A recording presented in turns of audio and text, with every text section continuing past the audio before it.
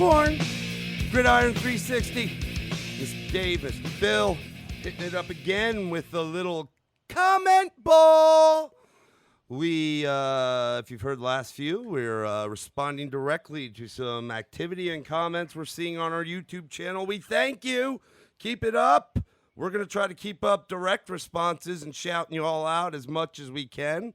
But hopefully things will get bigger. Please subscribe to the YouTube channel. We're on iTunes. You can subscribe there if you use an Apple device. We're pushing it out on our Facebook page. It's Gridiron 360. We have the website, gridiron360.com. We've got an email. If you want to email us directly, it's gridiron360@gmail.com. And, yeah, we'd love to hear from you. So we thank you.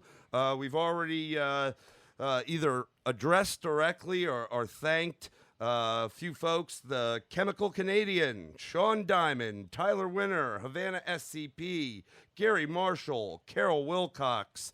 Thanks to y'all. Hopefully, we're going to try to make sure we figure out somehow to ping you directly so you know that we've addressed some of your comments that we're reading and touching on live on the airways. So, Mr. Dave.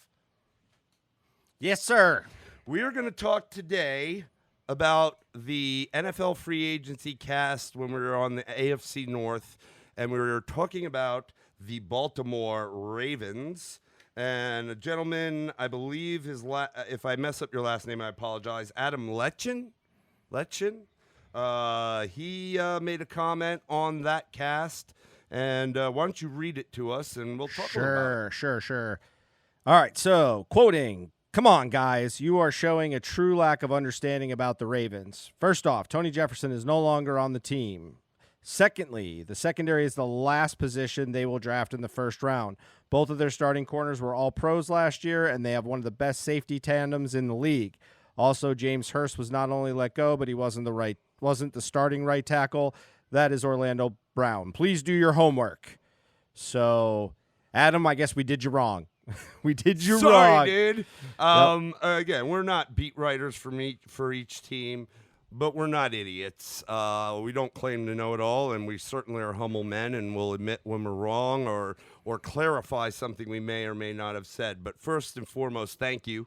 We appreciate the comments, the feedback, and we appreciate you listening, man. Yep, absolutely. So, look, good, bad, or indifferent. This is a weird world. We're under quarantine right now, and again, I think that might be a little bit why we're seeing some pickup on the podcast, but thank you. But we did you wrong, I guess. Harsh words, harsh, man. Got to take the good with the bad, man. Look, another passionate fan. That's the facts of life. That is. I did it. Adam, hopefully you're old enough to know that reference, my friend. But listen, thank you. Dave, do you want to talk about some of the things we said? Because we did go back and we, specifically tried to, we listened to all of our podcasts before we throw them out there. But, we like to listen to them after we're out there and over. Okay. It's not because we like to listen to ourselves talk. We just want to be able to get better. All right, so let's do this. So, okay, first off, Tony Jefferson is no longer on the team. Yes, he was cut. He was cut in February. When we say free agent, we're trying to use a free agent list. Understand, we do have to put these things together a little bit quickly, and it was a little bit more of a challenge with the quantity we did, but also the quarantine. So we used a free agency list. I knew he was off the team. I understand there's still on the list. We use we've looked at a few sites, but we're trying to find a site that we can bounce through teams. That's the easy use is better in the information. So we're particularly using sporttrack.com. That's spottrack.com. That's SPOTRAC. Yep. So let's hit on this. So Tony Jefferson, again, we said he was a free agent. Yes, he was cut. The idea being there was a guy that was with their team for 3 years. I think he was under a 3-year contract. They let go. So, again, somebody they let go. Now, they had Chuck Clark playing safety for them. Had a decent year. So I get what you're saying there, but I'll kind of... better than decent. He was, I think I had mentioned, he was, in terms of combination tackles, which you usually see the defensive backfield being higher there. Yep. In particular, safety, which he is, he led the team. I think he had like 73 combo tackles this year, and 45 on solo. So he was good player for them. And we try to look at what they'll draft too. I'm also looking at draft position. So you said that they wouldn't draft that. That's the last position they'll draft in the first round. I got a question for you, Mr. Adam, that I'm hoping you will answer to us. Where do you think they are going to go? So I'd like to know your thoughts on it. Part of my thinking on that is this is a team, and you heard us mention it throughout the podcast, they're not that far away.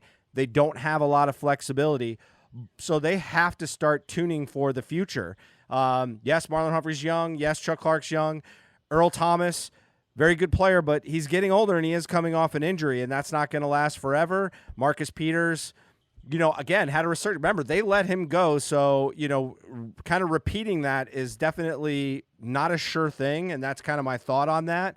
And they did spend money as we got this out on free agency on the line. You obviously you tagged Judon, and you brought in Calais Campbell. Yeah, and you brought in old, but he's good, and he's a name, but he's, it's a win now type situation. And didn't they also bring in a D tackle? Brockers. Brockers. So I'm kind of looking there. I also, mentioned in there. Judon's a badass. Yeah, and you mentioned in there about bringing in a linebacker, but we're trying to think about who is out there and who benefits them. Who did I say? Kenneth Murray? Yeah. Yep. And one of the reasons I might have said that is because he is the type of linebacker I think that would fit perfectly with that type of defense. Yes, and remember, I also said James Hurst was right tackle. Did not say that he was a starter, but the idea that they do lose him, a swing tackle is an important thing to pick up. But again, there's not a lot of pieces here that this team needs. Again, they went 14-2. And again, I still think they're a division winner. I still think they're a playoff. And I think they, obviously, and I think they're going to be, in that hunt for the number one seed out there but I think there's competition. So this team's kind of got to think about more. I guess the point was to move forward. There was my thinking on that. You think that's the last position they would draft in the first round? I'd venture to tell you they wouldn't draft quarterback before they draft anywhere in the secondary. That's just my thought. But again, it's going to be what's available out there. I think we talked a little bit about wide receiver. Did you touch on that? I said that's a great place to find a wide receiver, especially in this year's draft where they're sitting. And mind you, but I also followed that up saying they would. It is, though they did change the face of the team on the offensive side of the ball. Great move by Harbaugh, but he's still gonna, he's a defensive guy at heart. So it wouldn't surprise me, I guess I should have said, if they don't go for something like the sexy wide receiver and you see them pick up something for their defense and not like necessarily an edge rush or anything, because this draft is. There's Chase Young, and then there's some guys behind him. We talked, I think, even in that cast about Gross Matos and Epineza. I don't know if Epineza will get that far, but we're just the only one we feel pretty confident about is Chase Young. So DN edge rusher is a sexy pick, but because of the scenario with this crop of draftees. They could go defense, and really the most sexy pick on defense is edge, but that's not going to be where they go. If that helps clarify it, I guess. And in fairness, you had top. I think you were 4 in defense. I might be a little bit off, but you're definitely top 6 in both offense and defense, where your passing yards were down. But again, we talked about how you guys run a very different style of offense. You're number 2 in rushing, so it's just not the style of your team. But we did talk about going after the wide receiver. What I think the key is too, and again, this was more about free agency, but in the draft is going to be just going to be the fact that when you're picking that late, you can't have a position and best player in mind. If you go position that late in the first round, specific, and your position is not heavy in the draft or has been hit hard early in the round, that's just really a best player available type of position. I think that might be where there might be some value there. I will say this. You did say one comment, I guess I won't necessarily challenge you on, because I think they're a very good safety tandem. Best in the league. I guess you may want to go over and listen to the Buffalo Bills and see the comment on the Buffalo Bills side, because they believe they've got the best safety tandem. Let's go. I see guys out there, one of the best safeties in the league. You got Derwin James that missed all of last year. You've got Eddie Jackson, who has scored more touchdowns than any guy, I think, in the secondary in a 2-year period. So you got some really good talent out there. Again, that's more just for argument's sake. Yeah, listen, but I do agree that you're good. Giggles, listen to our Buffalo Bills podcast. Look at it on YouTube, and go in the comments section You've got, I think it was Carol Wilcox. Kara. Carol? Kara Wilcox. I apologize. Havana SCP shouting out their secondary in Buffalo, and Gary Marshall, well, he made a comment, but it wasn't about that. Yep. So, engage. Discuss amongst yourselves. Be thankful for this. You've got thin needs, and that's a nice thing to have. It's nice to be there where you're at right now. So, where do you improve? You guys, the Baltimore team struggled earlier in the year defensively, particularly in the pass, but they made that up. Now, I also will caution you to this. I want you to think about this. Again, just a mild rebuttal with not in any way knocking what you're saying, but if you guys do not blow teams out like you did last year and your offense gets figured out enough to slow it down, your defense isn't going to get to play against pass-happy teams maybe quite as much. And so if that does happen, you want to look at how strong you are. Certainly you will find all pass rushers get better and all corners get better when a team is forced into one-dimensional offense. And so those are reasons why I think you got to look at that is you might not have teams beat up so badly in some of those games. But again, Marcus Peters came on and was fantastic. Kind of making the Rams kind of questioning because, Jalen Ramsey's awesome, but I like the moves he's going to cost them. On the D-line thus far in free agency. Yeah. They're in win-now mode, and rightfully so they should be. I mean, I think probably after what Lamar did last year, we're shocked that Tennessee, maybe not completely blown away after Tennessee going on the road and handling New England. Yep. But I think they were a little bit shocked that happened, especially the Baltimore fans. They probably went into that we got this. We're at least on the next round if you didn't think you were already in the big dance. Yep. So you're there. Look, they can figure him out, man, but he is the wet noodle. Adam Letschin. Go, if you can, back to, and I'm sure we have pictures of Lamar on the ones that in particular we spoke more about, but, dig up some of our old stuff or go to one of the weeks that we had that was a big week when we were doing a recap or anything. Again, you're talking to ACC college football guys.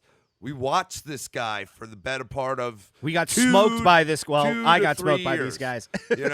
I was at the game in the Valley, dude. We make big mention of this. It might even been a college cast with Deshaun Watson, with Lamar Jackson, Louisville, Clemson. We were one. They were 3 or 4. It was incredible. Yep. And he had a lot to do with it. I said it on that one. Our defense was solid as all get out, and we got better even. But that year we were solid, and our guys were asked after the game because, or maybe it was later in the season, because there was an iota that they could have backdoored their way into the 4th spot. And I don't want to say backdoored. They would have earned it if they had gotten there. But they asked our defense, if there was one guy that, and you're talking guys that had played a few years and had played against Alabama the year before, and they're like, yeah, we don't want to see Lamar Jackson ever again. Yep. So he is a special talent, ladies and gentlemen, and I don't think it's going to go away. The only fear, and we've heard this talked about by sportscasters, is that, the GM doesn't sleep at night because injury. Yeah. But you know what? Every NFL player is out for that. So, Adam, good stuff. Appreciate it. Dig at us, but I would love to hear your response as far as where you do think they'll go, because I think that could add to some chatter there. So if you get this and hear it and want to give us a shot back, please do. You can email us at gridiron360.com. No, 360 at gmail.com. Or gmail.com. What did I just say? At.com? Yeah, at mail.com. I don't. That's AOL. At gmail.com. Or please comment. We're looking at the comments now. We're getting a lot of traffic. So we'll look back at this podcast and see if you hit us back. All right. See you next time, Dave. On the gridiron.